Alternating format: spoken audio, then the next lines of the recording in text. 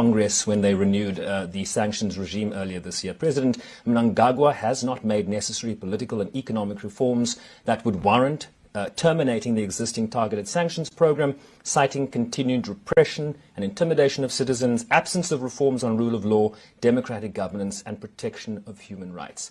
They are also pointing to the SADC Observer Missions report that pointed to issues of credibility and process in terms of the election. Yet you, Mr. President, were at the inauguration. You congratulated President Mnangagwa. How do you thread that needle given what SADC has said and what the United States is saying?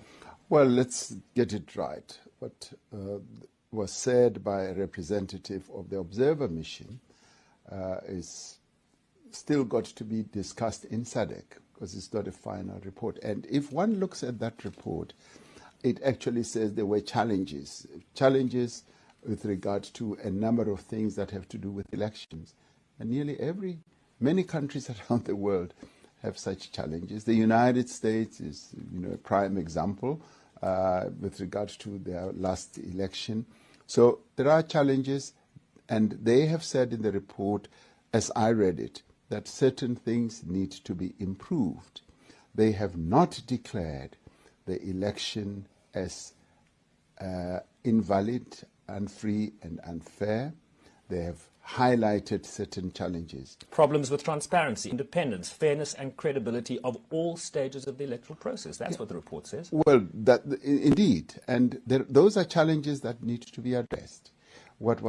Challenges that would be unacceptable in the South African context. Well, where there's a lack of transparency, they need to come up with the details. And I would say, yes, let the details be put forward so that we can deal with them. So we are waiting to receive that report at the SADC level so that we can deal with it. Because if anything, it was an interim report. Okay. So once the report is put to the SADC body, we will then debate it, and we will also hear representations from Zimbabwe, as well as from the Observer Mission as well.